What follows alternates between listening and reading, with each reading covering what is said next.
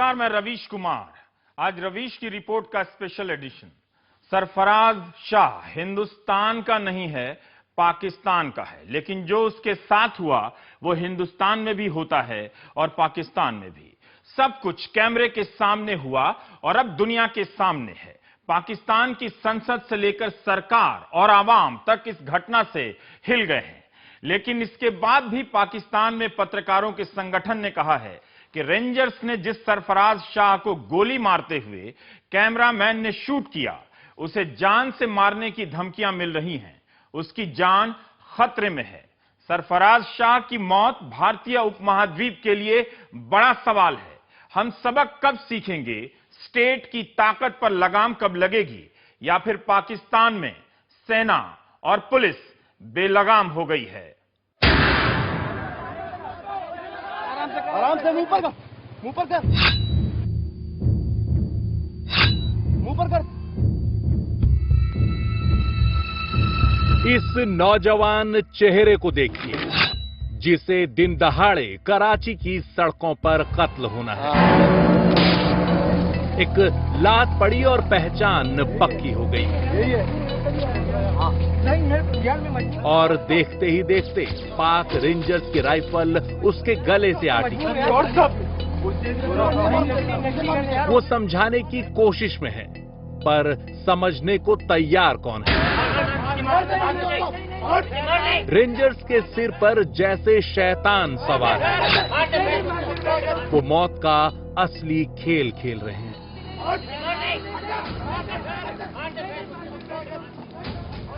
नौजवान उनकी आरजू मिन्नत करता रहा, रहम की भीख मांगता रहा।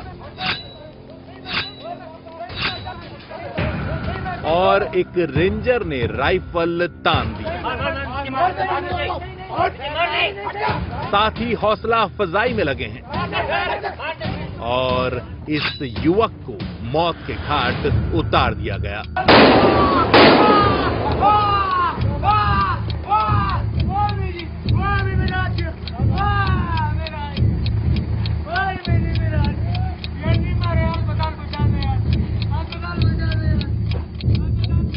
आखिरी कुछ सेकंड आपने सिर्फ आवाजें सुनी, तस्वीरें इसलिए नहीं दिखा सके कि जब हमें देखने की हिम्मत नहीं हुई तो आपको कैसे दिखाते, इसलिए हम पूरी तस्वीर नहीं दिखाएंगे। न्यूज रूम में हमने बहुत बहस की, सबने कहा कि नहीं दिखा सकते, नहीं चाहिए भी, लेकिन जब गोली लगी तो पास खड़े पाक रेंजर्स देखते रहे। उन्हें देखने में कोई परेशानी नहीं हुई। सरफराज शाह गिड़गिड़ा रहा है, गोली मत मारो, तब भी नहीं रुके पाक रेंजर्स, गोली मार दी। उसके जिस्म से खून के फव्वारे छूटने लगे। कोई मदद के लिए आगे भी नहीं आया। हम कैसे समाज में रहने लगे? जो वहशी है उसी की ताकत का बेलगाम प्रदर्शन है। इलाज होता तो जान बच सकती थी, क्योंकि गोली पांव में लगी थी, लेकिन पाक रेंजर्स तमाशा देखने में मगन रहे। अस्पताल ले जाने में इतनी देर कर दी कि उसने दम ही तोड़ दिया। सरफराज एक सवाल छोड़ गया है, जिसका जवाब आज पाकिस्तान के हुक्मरान वहां की आवाम को देते फिर रहे हैं। और जैसे ही तस्वीर सामने आई, पाकिस्तान की नेशनल असेंबली और सीनेट में हंगामा मच गया। राष्ट्रपति से लेकर प्रधानमंत्री तक निंदा करने लगे और कड़ी कार्रवाई का भरोसा दिलाने लगे। पाकिस्तान में अर्धसैनिक बलों को पाक रेंजर्स कहते हैं। विस्फोटन के बाद 353 की दफा की, जिसमें साफ देखा जा सकता है कि ये वाकया हुआ रेंजर्स के हाथों एक इंसाफ के तकाजे पूरे।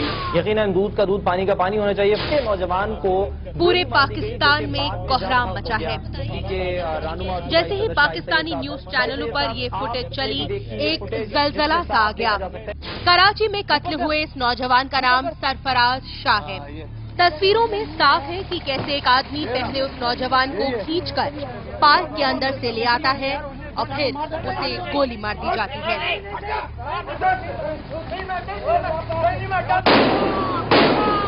संयोग से उस वक्त एक सिंधी टीवी चैनल आवाज का कैमरामैन मौके पर मौजूद था, जिसने ये पूरी रिकॉर्डिंग की। बाद में सरफराज को जिन्ना अस्पताल पहुंचाया गया, जहां उसकी मौत हो गई। मेरे भाई को एक्स्ट्रा जुडिशियल मर्डर किया गया। मेरे भाई को बेगुनाह बर्बरियत से रेंजर्स वालों ने दरिंदगी का निशाना बनाते हुए मारा है। उसने किसी का क्या बिगाड़ा था? कुछ भी नहीं ना, पार गया था, बिजली घर में नहीं थी, सिर्फ पार गया था। उसकी सजा उसको ये मिली कि रेंजर्स वालों ने उसको किस तरीके से मारा ये पूरी दुनिया ने देखा है, लेकिन इंसाफ नहीं मिल रहा। इस घटना ने पूरे पाकिस्तान को हिला कर रख दिया है। लोगों ने जगह जगह पर विरोध प्रदर्शन किए, हर कोई इंसाफ मांग रहा है। सरफराज के जनाजे में पूरा शहर उमड़ आया, लेकिन इस घटना को अंजाम देने वाले पाक रेंजर्स पहले तो चुप रहे, फिर दबाव बढ़ा तो कार्रवाई करनी पड़ी। हमने लोग इसमें मुलव्वस थे, उनको गिरफ्तार कर लिया, उनके खिलाफ FIR दर्ज कर ली गई और इसके साथ ही मैंने एक कोर्ट ऑफ इंक्वायरी जो कि रेंजर्स हेडक्वार्टर की तरफ से ऑर्डर की है। मारे गए सरफराज के भाई सालिक शाह ने सिंध रेंजर्स के 2 अधिकारियों के खिलाफ हत्या का मुकदमा दर्ज कराया है, जिसके बाद शाहिद जफर और मोहम्मद अफजल नाम के इन आरोपियों की कोर्ट में पेशी हुई और बाद में 5 दिनों की पुलिस रिमांड पर सौंप दिया गया। सरफराज कोई आम इंसान नहीं था, उसका भाई पाकिस्तान के एक न्यूज चैनल में रिपोर्टर है। पूरे घर में मातम का माहौल है।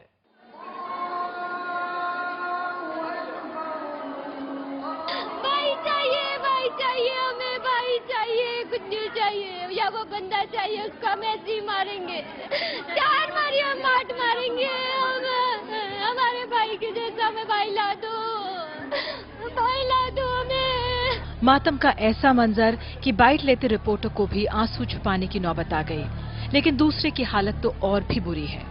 उन्होंने मैट्रिक के पेपर दिए थे, वो ऐसा कभी कुछ कर भी नहीं सकते, ये तुमने गलत सोचते हैं, लोगों को पता नहीं हो गया है, हमारा भाई हमारे जितना वो ऐसे काम नहीं कर सकता, वो ऐसे काम नहीं कर सकता, हमें इंसाफ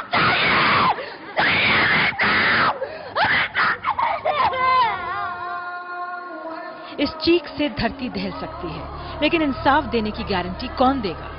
भाई के कत्ल ने पूरे परिवार को तोड़ दिया है।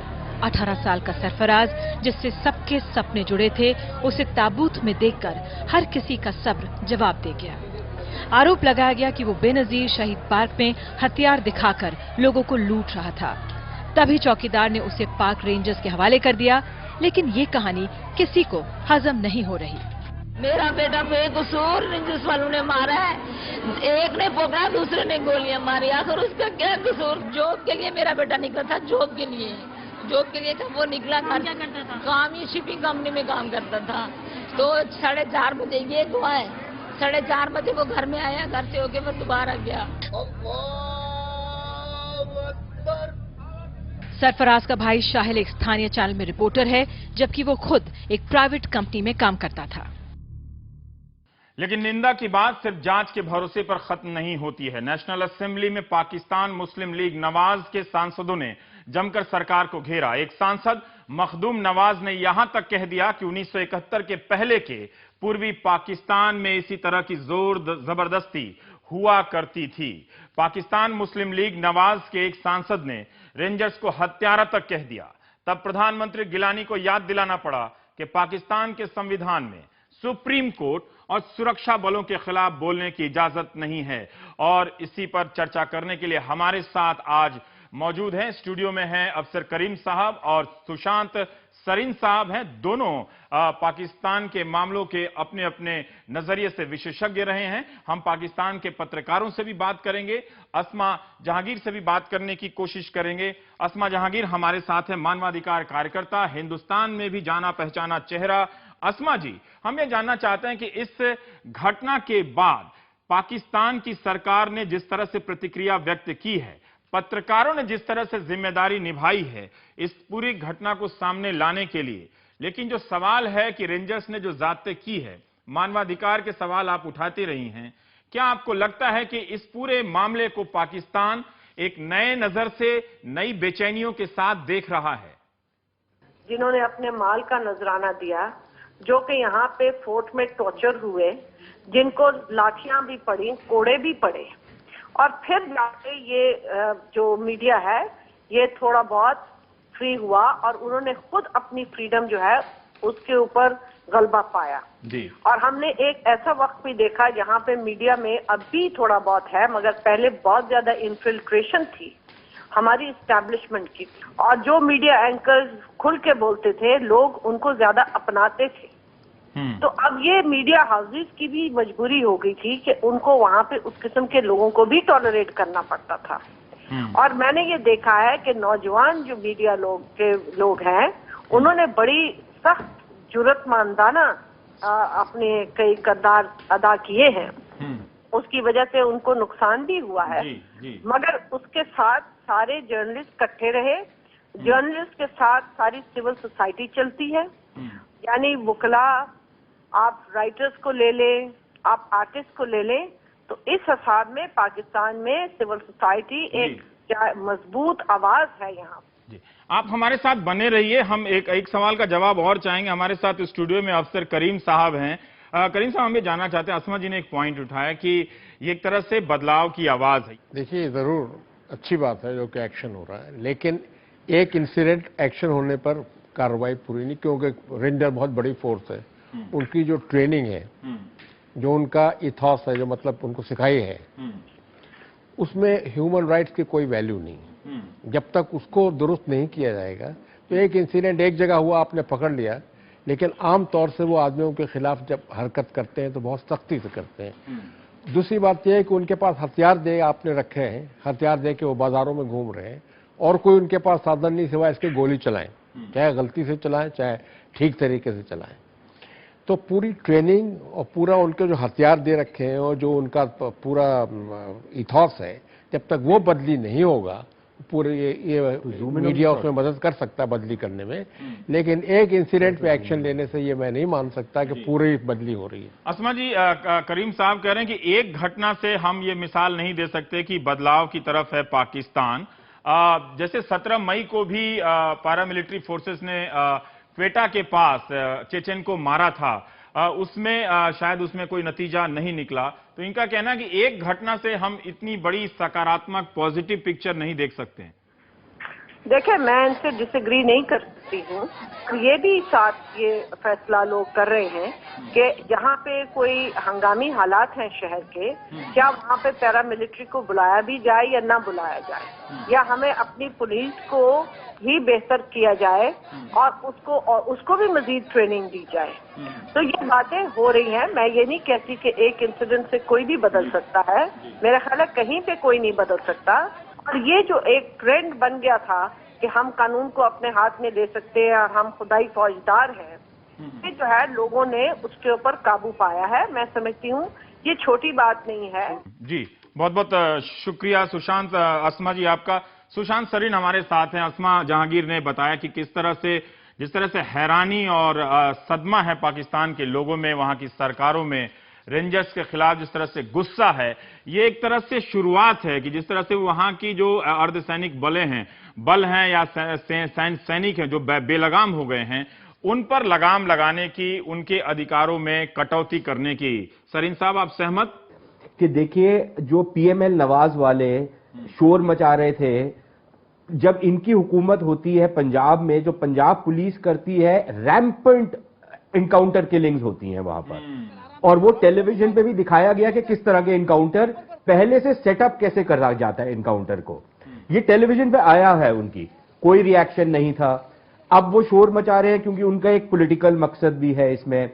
बलोचिस्तान में हर रोज आपको म्यूटिलेटेड बॉडीज, टॉर्चर्ड और शॉट इन द हेड, और यंगस्टर्स की 18, 19, 20 साल के स्टूडेंट एक्टिविस्ट को बर्बरता से मारा जा रहा है।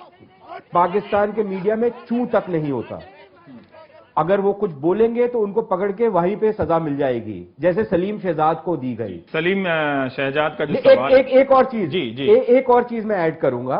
देखिए, आसमा जी जो है सिविल सोसाइटी की बात कर रही थी। अब इस सिविल सोसाइटी के में भी पर्दे दर पर्दे हैं। यही जो वकला है, जो वकील हैं, यही वकील थे जो सलमान तासीर के कातिल के ऊपर वो रोजेस डाल रहे थे, उनकी वेलकम कर रहे थे उसके कातिल को।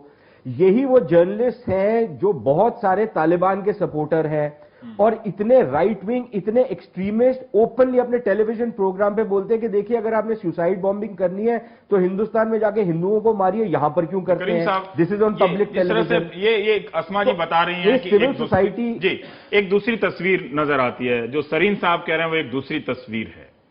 हम इस घटना से जिस तरह से सरेआम ये बर्बरता की जो तस्वीर है, किस पाकिस्तान को समझें? उन्होंने एक पीएमएल नवाज के एक सांसद ने कहा कि 1971 में पूर्वी पाकिस्तान में बांग्लादेश बनने से पहले इसी तरह की जातियां हुआ करती थी। ये तो साफ जाहिर है कि इनके ऊपर छूट लगी हुई, तभी वो ये कार्रवाई कर सकते थे। उनको परवाह नहीं थी कि अगर कैमरा भी है सामने। तो ये एक बात सही है। एक ब्रेक ले लेते हैं, ब्रेक के बाद आएंगे तो इसके और पहलुओं पर हम चर्चा करेंगे। एक बड़ा सवाल है कि इस तस्वीर का जिससे सनसनी फैली है पूरी दुनिया में, पाकिस्तान की एक जो तस्वीर गई है वही पुरानी तस्वीर, क्या एक नए पाकिस्तान की यहां से शुरुआत हो रही है या फिर रेंजर्स या फिर उसकी सेना अपनी बर्बरता का अभियान जारी ही रखेंगे?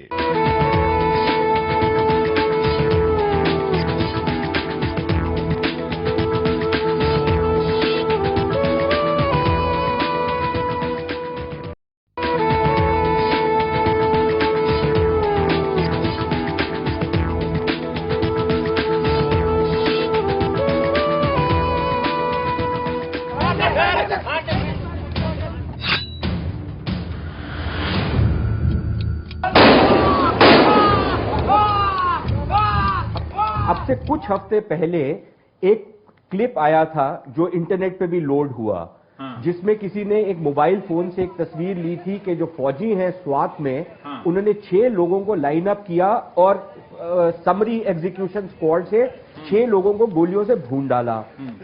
कुछ नहीं हुआ उस केस में। That was also on television. Not a thing happened to those people. कुछ नहीं हुआ। तो आपको लगता है कि इस मामले में भी कुछ नहीं होगा? कुछ नहीं होगा। वो 1 या 2 जो सिपाही हैं उनको पकड़ के वो लटका देंगे और कुछ नहीं होगा। यहाँ पर मैं उस रिपोर्ट को सामने लाना चाहूंगा जिसमें आज नेशनल असेंबली में भी शुक्रवार के दिन काफी हंगामा हुआ है। प्रधानमंत्री को भी ये भरोसा दिलाना पड़ा कि वो खुद, जबकि ये सिंध प्रशासन का काम है, सरकार का काम है, खुद इसकी जांच को देखेंगे। राष्ट्रपति जरदारी ने भी गृह मंत्री रहमान मलिक को बुलाया है, पूछा है उनसे कि इस पर आप रिपोर्ट दीजिए।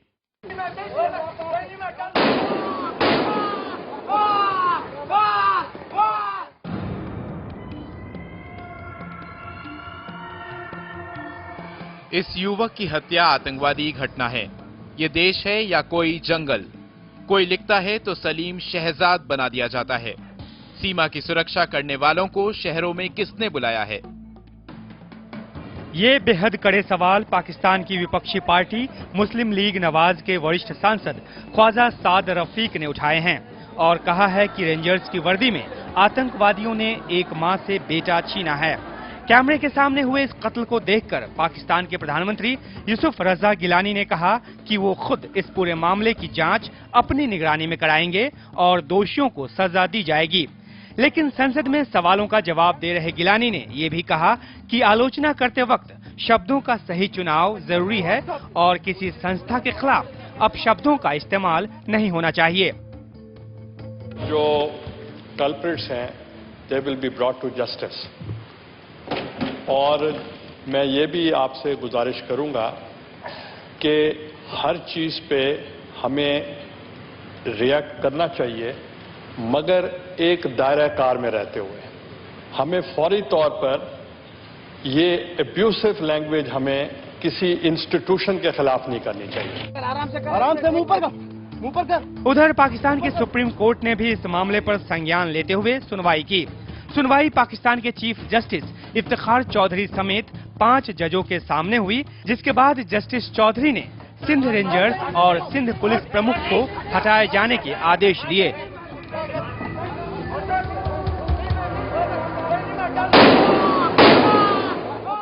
देखिए, कुछ नहीं होगा, ये सब टालने की बातें हैं।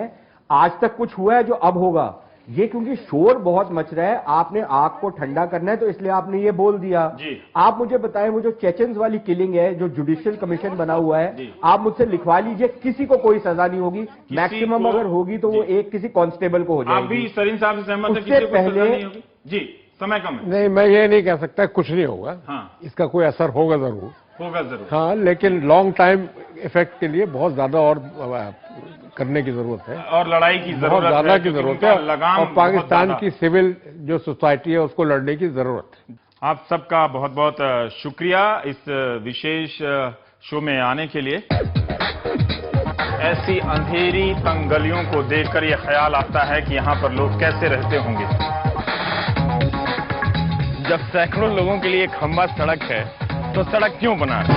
आप सोच रहे होंगे कि रवीश की रिपोर्ट का क्या हुआ। ना मेरा कुछ हो सकता है, ना आपकी इस रिपोर्ट का। कुछ दिनों के लिए ब्रेक है बस। जब तक आपके हाथ से रिमोट की हुकूमत चलती रहेगी, रवीश की रिपोर्ट के लौटने की संभावना भी बनी रहेगी। लेकिन इस इलाके में बाकी जो दिल्ली वाले रहते हैं, वो हर दिन किस तरह की आशंकाओं से गुजरते होंगे, उनकी अपनी पहचान क्या है। रिमोट और न्यूज चैनल देखने की आदत में जरा सा बदलाव की जरूरत है, वरना टीवी की रिपोर्टिंग आपको गुफाओं में मिलेगी उसके निशान।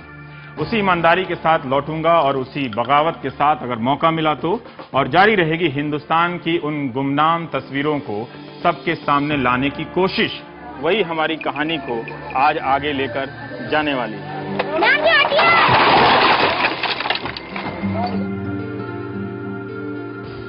पूरा घर उजड़ गया था सर, बच्चे भी ऐसे ही हो गए थे और उनकी पढ़ाई का फ्यूचर लेकर के मुझे बहुत टेंशन हो रही थी। उस टाइम पे कोई सहारा नहीं बन पा रहा था।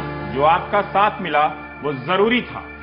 तो ये एक रहने की ऐसी व्यवस्था मजबूर की गई है लोगों के ऊपर, जहां सब कुछ है मगर सरकार की जो योजना है और जो सुविधा है वही नहीं। न्यूज चैनलों में मची भगदड़ में रिपोर्टिंग को बचाने के लिए अब से मैं आपको हर रोज मिलूंगा प्राइम टाइम में 9 बजे से लेकर रात 10 बजे तक। टाई कोट में, पाउडर स्नो में, चेहरे पर धूल की जगह मेकअप लगा होगा, मगर मेरे सवालों में वही धूल और वही मिट्टी लगी रहेगी। कुछ पूछना है मुझे भी टीवी पर बहुत बोलने वालों से, आप बस देखते रहिएगा हर रात 9 से 10। नमस्कार।